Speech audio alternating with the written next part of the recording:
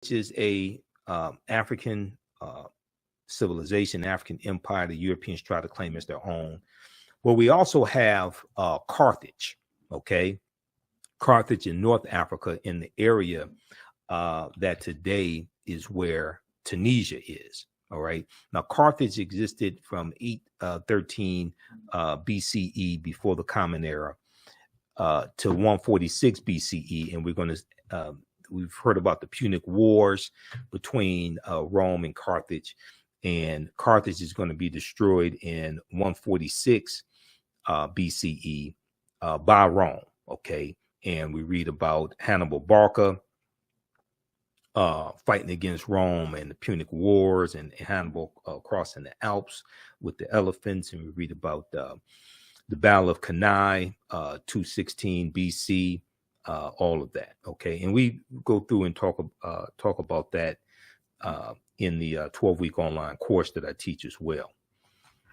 Okay. So there was back in 2016, there was a series on the History Channel called Barbarians Rising. And Barbarians Rising dealt with a 700-year history of invasions in the Roman Empire. Okay, 700-year history of invasions in the Roman Empire. And it dealt with the first episode was about Hannibal Barca fighting against the Romans. Okay. They had this Black British actor named Nicholas Pinnock portray Hannibal Barca. And some white people on social media lost their minds behind this. There was an article from AtlantaBlackStar.com that talked about this. They said History Channel's newest documentary series, Barbarians Rising,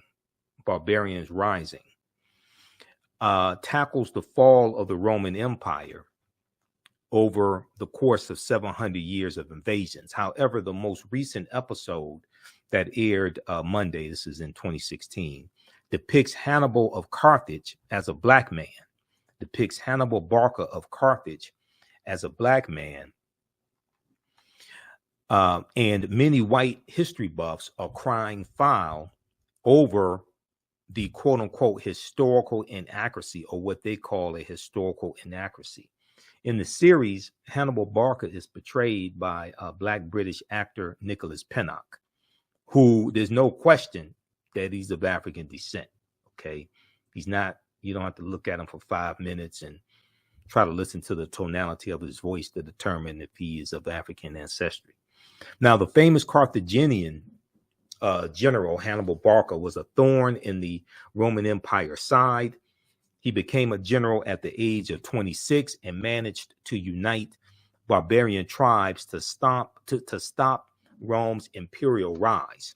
The military genius was famous for climbing the Alps with war elephants whose sole purpose was to stomp the Roman Empire, to stomp, S-T-O-M-P, to stomp the Roman Empire. Hannibal ultimately wanted to invade Rome, but he failed to do so. Okay, now there have been debates over the race of Hannibal. This debate still continues to this day for some people. There really is no debate if you understand history. Read the article from AtlantaBlackStar.com from June 7th, 2016 called History Channel Portrays Hannibal as Black. White people cry foul over historical revisionism. All right. Now, when we look at Carthage was founded in the 9th century BCE, before the Common Era, on the Gulf of Tunis. From the 6th century before the Common Era, onwards, it developed into a great trading empire covering much of the Mediterranean and was home to a brilliant civilization. In the course of the long Punic Wars from 264 BCE to 146 BCE, Carthage occupied some of Rome's territories before finally being destroyed by its rival Rome in 146 before the Common Era. In his book, World's Great Men of Color, Volume 1, history scholar J.A. Rogers asserts, quote, the Carthaginians were descendants of the Phoenicians, a Negroid people.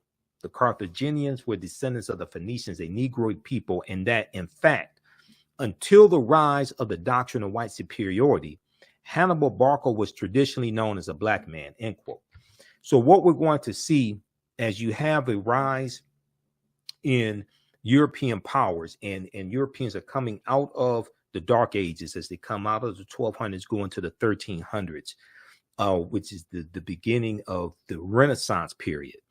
As they come out of that time and go into the 1400s and 1500s, we're going to see them conquering people's lands, especially in the 1400s. We're going to see them conquering people's lands, like with Christopher Columbus, and then we look at the Juan Ponce de Leon in the 1500s. In 1513, he comes into Florida and conquers Florida on behalf of Spain. And Europeans start to enslave people, not just African people, but also Indians, Native Americans. They start to enslave them, extract mineral wealth out of those respective nations, and they start to rebuild Europe.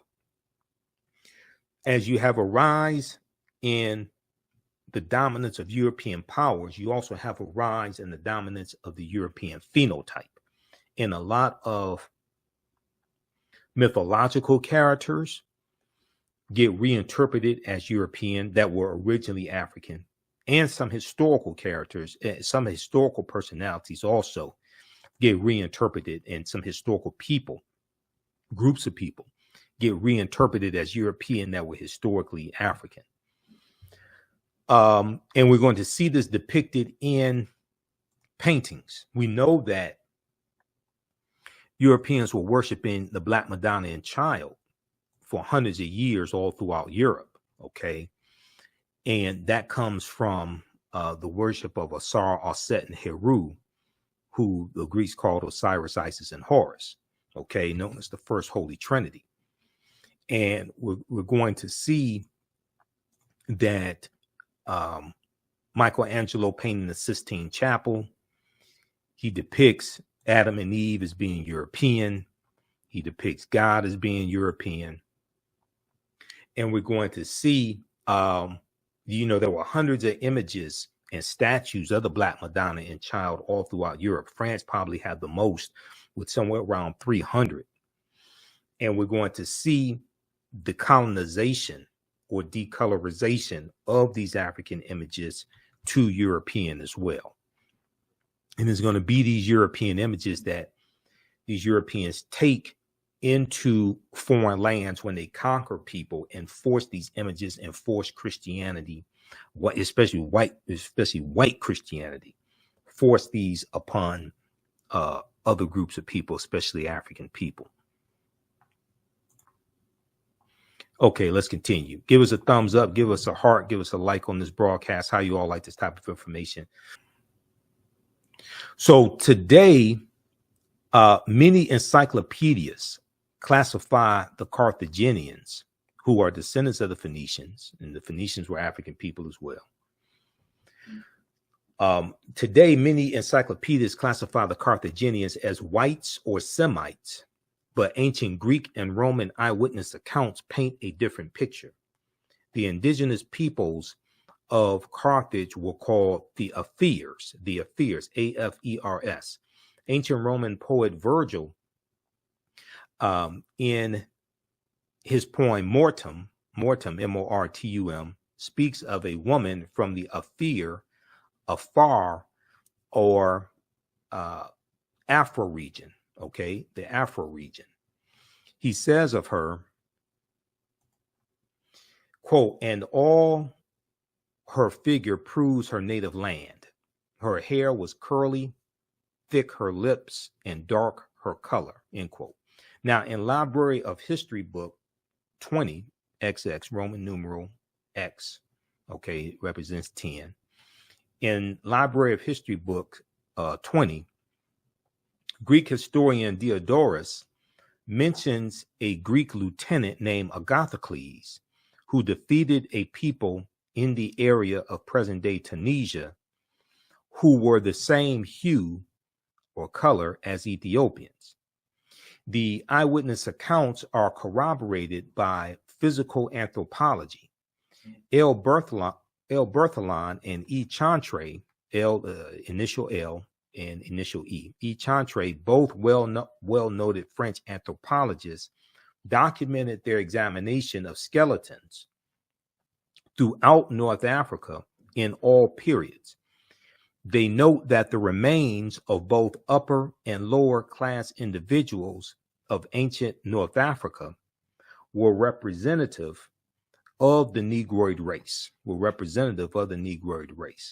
This is ancient Kemet, the Moors, and the Ma'afa, understanding the transatlantic slave trade, what they didn't teach you in school. Class number 1 starts up Saturday, June 24th, 2023. Register right now. Visit our website, theafricanhistorynetwork.com, theafricanhistorynetwork.com. So when you visit our website, you scroll down the page, you see the information for our Sunday night radio show, the African History Network show, 9 p.m. to 11 p.m. Eastern Standard Time on 9-10 a.m. Superstation WFDF, and we broadcast on our social media platforms. You see our PayPal, Cash App information here as well. And then 12-week online course. So we do the sessions live. All the sessions are archived and recorded. This class is on sale $80, regularly $130. You can register for the full 12-week online course here. When you click on that link, it takes you to the next page. And on the next page, just click on enroll. Right here, the purple button, enroll. As soon as you register, you can start watching the content, okay? And we do the sessions live. All the sessions are archived and recorded. You can go back and watch this anytime. A year from now, 2 years from now, you can go back and watch the entire class. You don't have to be in class live or don't take attendance, anything like that. We have a live text chat also. In class, you can see me, I can't see you. We have a live text chat, so you can ask questions in class as well, okay? And we have a bundle pack where you get this class and the second class that I teach, Black resistance movements from the Haitian Revolution, U.S. Civil War, Civil Rights Movement, and Black Power Movement, 1800 to 1968. I teach that class on Sundays, 2 p.m. to 4 p.m. Eastern Standard Time. And that class, we deal with so much history. We deal with that crucial period of time leading up to the Civil War, and after slavery ends, in the Reconstruction era, Jim Crow era, Great Migration, World War I, World War II, Civil Rights Movement, Black Power Movement, to understand what happened to us after slavery ended, what were the laws and policies put in place to put us where we are, to bring us to where we are today, to understand where we need to go from here.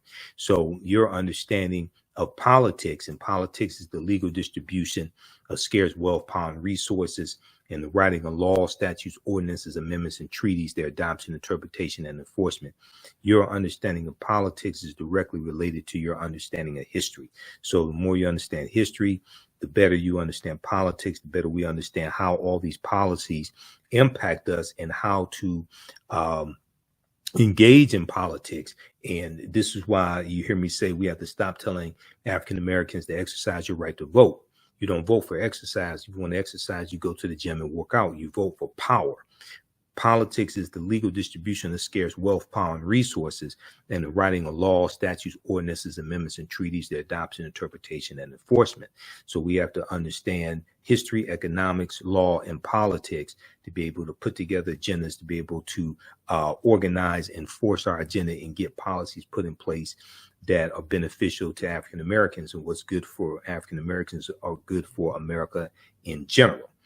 All right, so visit our website, theafricanhistorynetwork.com. You can register for this class. Class number 1 is Saturday, June 24th. Class number 2 is Saturday, July 1st. Class number 3 is Saturday, July 8th. And this is 2 p.m. to 4 p.m. Eastern Standard Time. We have the link for the class in the thread of the broadcast. You can register right now. We have bonus content already uploaded that you can start watching, and you'll also get 5 of my lectures free included with the registration of this course. They will be in the video library, so you can stream 5 of my lectures also. If you want to support the African History Network, and if you Also, if you want to pay through Cash App, you can do so right through our website. Right on the homepage of our website, our Cash App information is there. $ the AHN show through Cash App or through PayPal, paypal.me/the AHN show. And this is our Cash App account. And we have the link on the homepage of our website because there's some fake African History Network Cash App accounts out there. And I'm still trying to get them shut down. So when you scroll down our website, we have our Cash App information. Click right here. And it takes you to our Cash App link. It's $ the AHN show, SHOW. And when you go to it, it will say Michael also. So we have that there, and our PayPal information is here as well. PayPal.me/the AHN show. All right. So we'll hope to see you in class this Saturday. Remember, right knowledge corrects wrong behavior. It's not over till we win. Wakanda forever. And we'll talk to you next time. Peace.